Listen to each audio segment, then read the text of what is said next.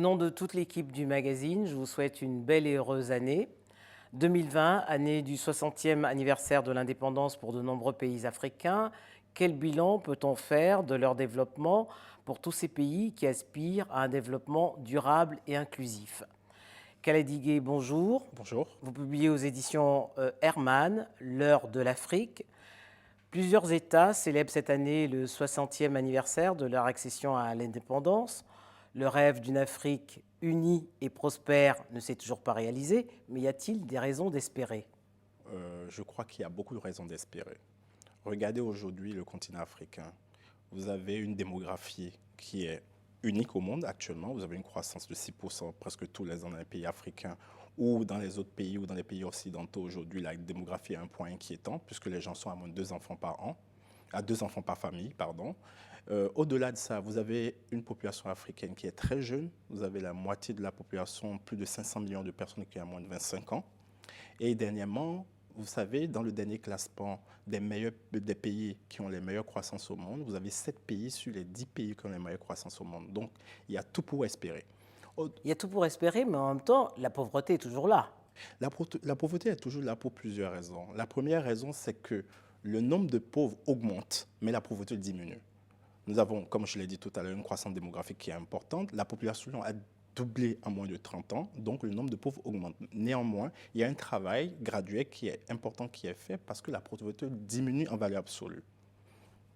Alors comment expliquer malgré tout ces blocages du développement qu'on attend? C'est tout là de mon livre. Dans mon livre, la première partie, c'est d'identifier les blocages. Depuis la génération de mes grands-parents, ceux que j'appelle les libérateurs au long cours, puisqu'ils sont venus en Europe pour libérer l'Occident du nazisme. Ensuite, ils sont repartis chez eux, ils ont pris les armes pour se libérer de ceux qui venaient de libérer. Ensuite, la génération de mes parents qui ont été les premiers leaders politiques après les indépendances. Et ensuite, il y a ma génération, qui est cette génération qui a une éducation de masse, cette génération qui est largement éduquée, qui, elle, prend conscience du potentiel de l'Afrique et qui veut convertir ce potentiel en puissance.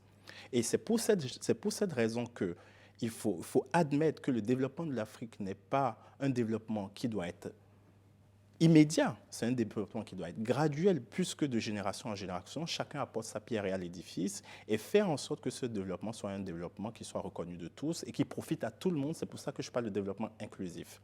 Alors, il faut savoir qu'on ne peut pas mener toutes les batailles en même temps. Au début des indépendances, nous avons eu des leaders politiques qui ont voulu donner une identité au pays africain. Nous n'avons pas créé beaucoup d'entreprises en ce moment. Pourquoi? Nous étions à un moment où la préoccupation majeure, c'était comment piloter politiquement nos pays. Comment consolider l'unité? Comment consolider l'unité et trouver une identité. Nous avons eu les ajustements structurels qui ont cassé la progression de l'éducation massivement à cause des accords de Washington et du FMI.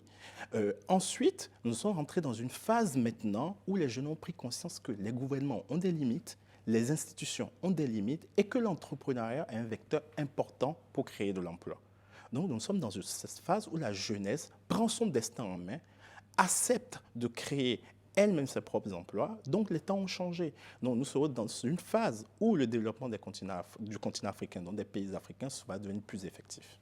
Mais malgré tout, vous dites qu'une des pistes pour parvenir à ce développement, c'est qu'il faudrait des hommes et des femmes d'État plus dévoués. Alors qu'est-ce que vous reprochez à la classe dirigeante? Alors vous allez noter que dans le livre, je dis aussi que je plaidais pour un peu d'indulgence pour la génération de mes parents. Alors je le dis pourquoi? Parce que cette génération la taxe de tous les maux, en fait, de corruption, de népotisme et beaucoup d'autres choses. On a l'impression que c'est pas totalement faux. Ce qui n'est pas faux quand on regarde les résultats des différents pays, du développement des différents pays. Mais aussi, il faut admettre que dans cette période, il y avait des facteurs qui n'existent pas aujourd'hui.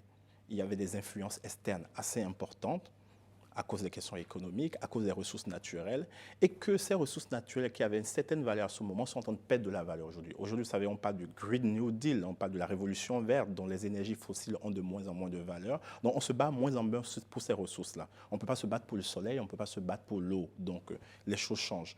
Ce que je veux dire par là aussi, c'est que ma génération, la différence entre ma génération et la génération de mes parents, c'est qu'on est éduqué en masse.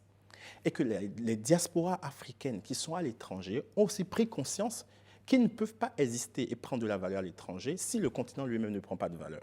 Donc il y a une implication plus accrue de la diaspora ou des diasporas africaines dans le développement du continent aussi. Donc je ne veux pas dire qu'il y a une prise de conscience plus Même importante. si ça reste un peu à la marge, parce que c'est Bien vrai sûr. qu'une des solutions que vous proposez également, c'est qu'une place plus importante soit accordée aux femmes et à la diaspora, vous venez d'en parler, mais on sait également que même si l'Union africaine a fait de la diaspora la sixième région, depuis la conférence de Johannesburg, les engagements qui ont été pris ne se sont pas traduits en fait. Et vous avez complètement raison.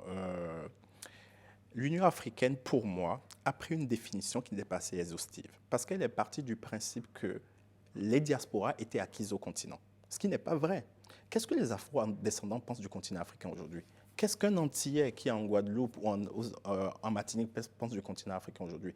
Qu'est-ce qu'un frère en Haïti pense du continent africain aujourd'hui? Qu'est-ce que le jeune Afro-descendant à Harlem ou à Atlanta pense du continent africain aujourd'hui? Est-ce qu'ils se sentent concernés par le continent? Moi, j'en doute très fort. Et d'ailleurs, je relate dans le Malgré une livre. initiative comme celle prise par le président du Ghana, qui a fait revenir. Exactement, donc il a appelé l'année du retour, en quelque sorte. Oui. Et c'est de ça qu'on a besoin. Qu'est-ce que nous offrons aux diasporas en tant que continent africain? D'abord, avant de considérer même que les diasporas africaines doivent contribuer au développement de l'Afrique, il faudrait avoir une offre pour ces diasporas-là. Parce qu'aujourd'hui, en fait, on parle de diaspora africaine. Elle n'existe pas. Elle n'existe que dans notre imaginaire. Il n'y a pas de diaspora africaine. Il y a des diasporas africaines, il y a des diasporas ethniques. Je suis Yoruba, je suis béninois. Quand je vivais aux États-Unis, j'étais vachement accueilli par une diaspora nigériane qui était Yoruba. Il y a des diasporas Hausa, il y a des diasporas Djerma. Donc, il n'y a pas de diaspora africaine en tant que telle aujourd'hui. Une diaspora, ça ne se proclame pas, ça se construit.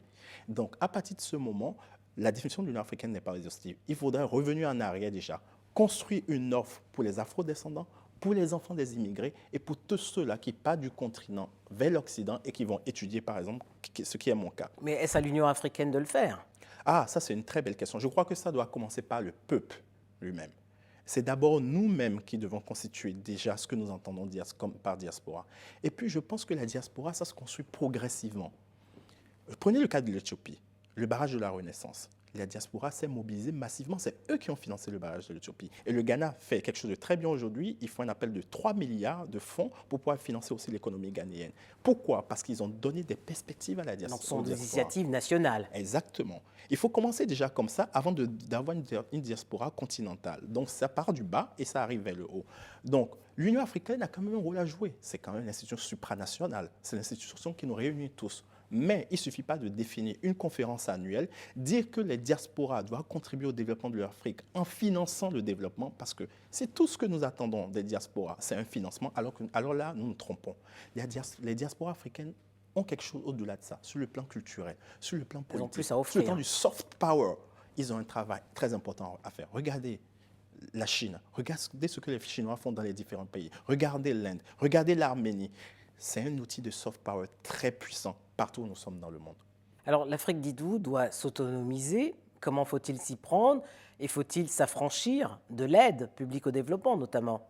Moi, personnellement, je ne pense pas qu'il faille s'affranchir complètement de l'aide au développement, mais il faut rediriger l'aide, il faut redéfinir l'aide. Il faudrait que les pays africains définissent leurs besoins et définissent à quoi doit servir cette aide. Il ne faut pas que ça soit fait dans l'autre sens. Regardez les accords post-Cotonou. Qu'est-ce qu'on fait? On définit au niveau de l'Union européenne les projets dans lesquels on veut investir. Non, il ne faut pas le faire comme ça. Les pays africains définissent leurs besoins et l'aide au développement est fléchée exactement sur les besoins tels qu'ils ont été définis. Il n'y a pas mieux que les pays pour connaître leurs besoins.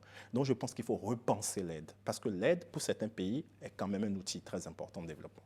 Alors, si l'union politique du continent est à construire, même si elle a été rêvée par les pères fondateurs au début, au moment de la création de l'Organisation de l'Unité africaine, l'union économique aussi peine à se concrétiser malgré la création de zones sous-régionales économiques.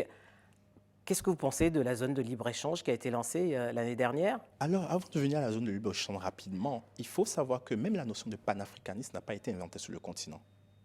C'est Dubois, aux États-Unis, qui ont été les premiers afrodescendants, intellectuels afrodescendants, qui ont pensé le panafricanisme. Alors, vous avez deux écoles qui se sont affrontées. Il y a l'école de Senghor, qui voulait une Union africaine à l'image de l'Union européenne, et avec Kwame Nkrumah, qui voulait des États-Unis d'Afrique.